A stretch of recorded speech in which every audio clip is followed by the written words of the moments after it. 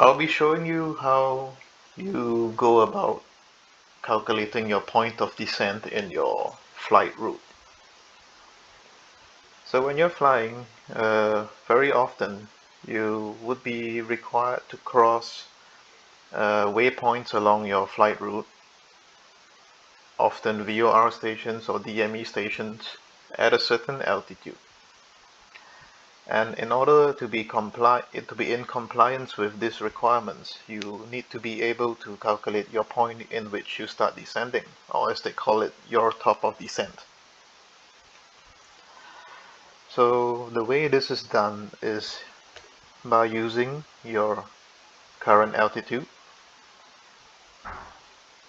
to subtract the altitude in which you have to be at your specified waypoint. And then using the numbers in the thousands, you multiply it by 3, and that should be the distance away from the VOR or the DME stations in which you should begin your descent.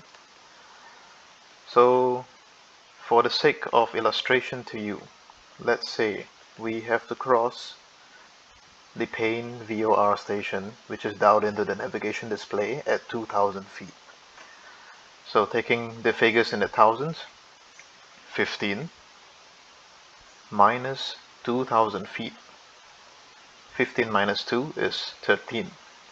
13 multiplied by 3 is 39. So that means that when you're 39 nautical miles away from the specified waypoint, that is the point of your top of descent, and that is when you should begin descending to the said altitude.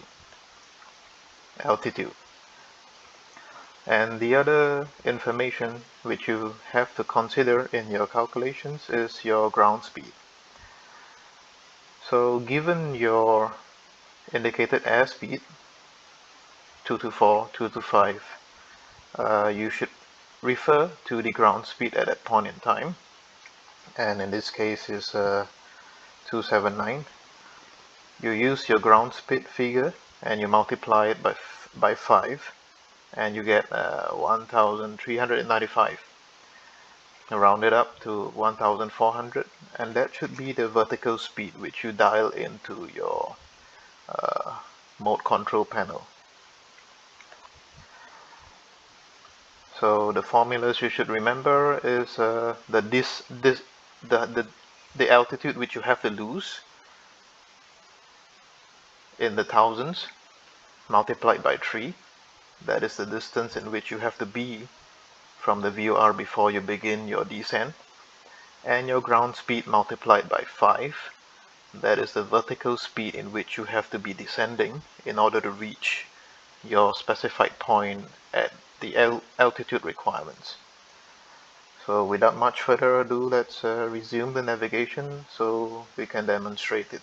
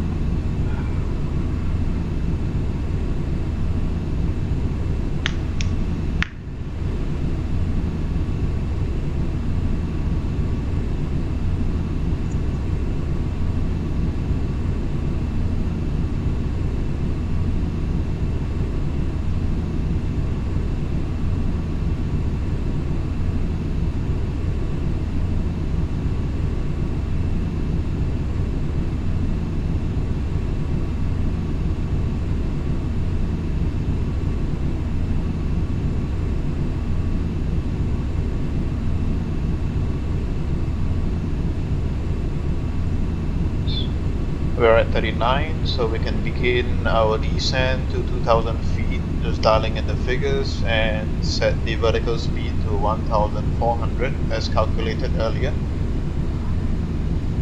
So while you're descending, you can make checks along the way to ensure that you are on the proper descent schedule. So while you're descending, you can make mental checkpoints at certain altitudes which you're at to see if you're on schedule. So let's just prepare for the 12,000 feet check. So when you're 12,000 feet in the air, you have 10,000 feet to lose. So using 10 multiplied by 3, you get 30 nautical miles. So when you're at 12,000 feet, you should be 30 nautical miles away from the waypoint in order to be on schedule. So let's just see.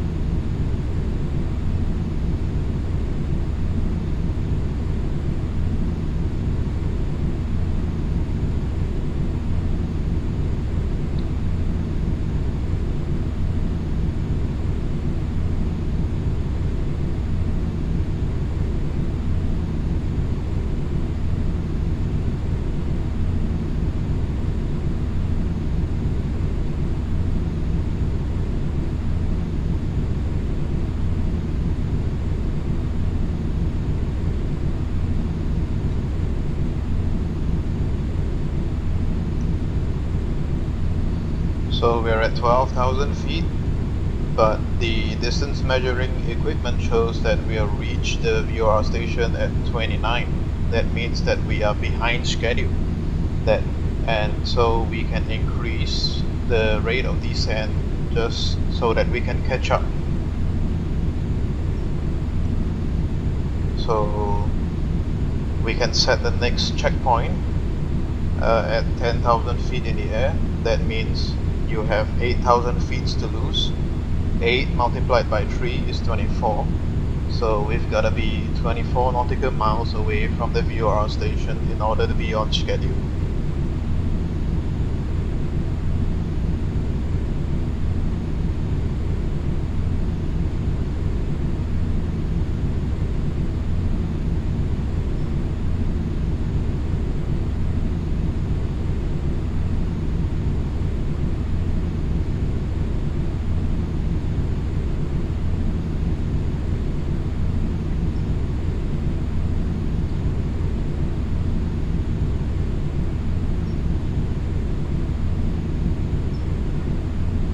So as you can see, before reaching 10,000 we are already behind time, so we can increase the rate of descent further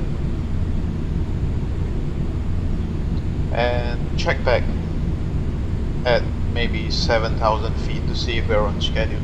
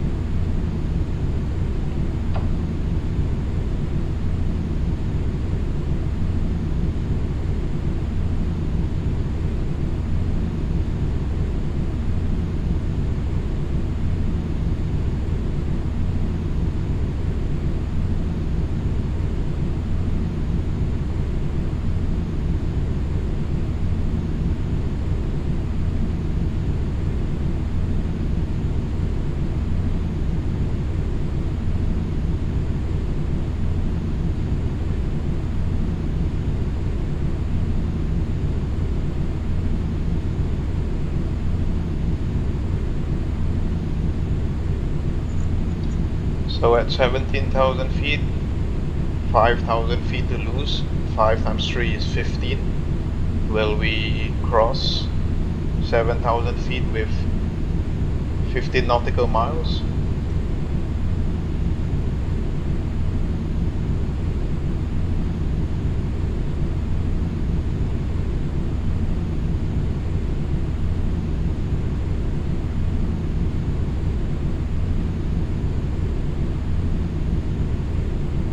Yes, we did. So 7,000.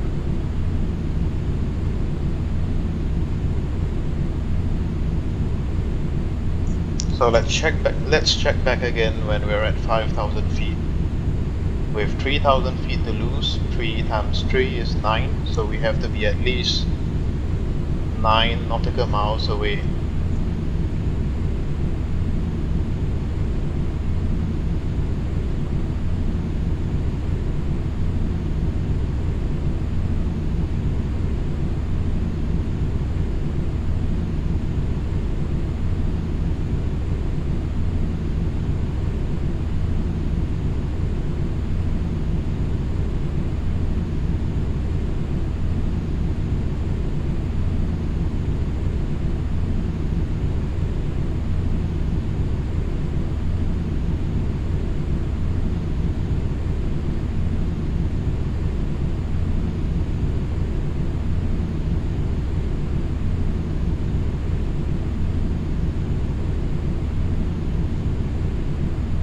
So at 5,000 feet, we still have 0.8 nautical miles to spare, so that is good.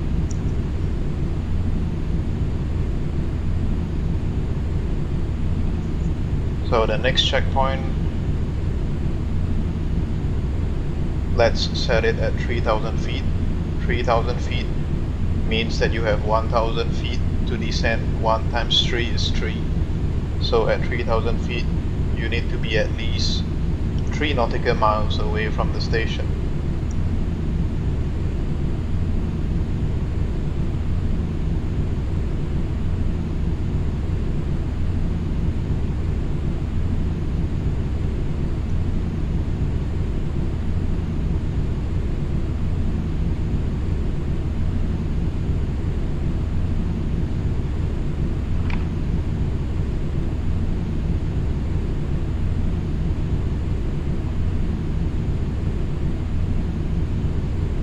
So at this point, it is obvious that we have more than enough distance to spare, so we can start an early level off.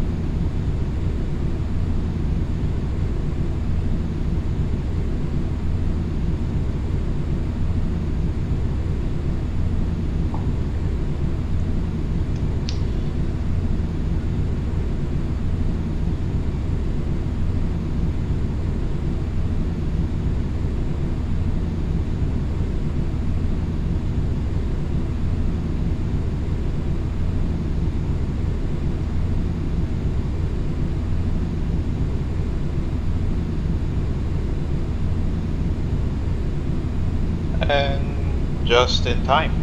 So we're at 2,000 feet, 0.3 nautical miles to spare, just nice. So this is how you go about calculating your top of descent point. Remember the formulas. So which is your current altitude minus the altitude in which you have to be at. That is your height to lose, using the numbers in the thousands, multiply it by 3 to get the distance from which you should begin your descent. And you can adjust your vertical speed accordingly along the way, either by guesstimations, or if you want to use calculations of your ground speed at that point in time, to multiply it by 5 to have your required vertical speed of descent.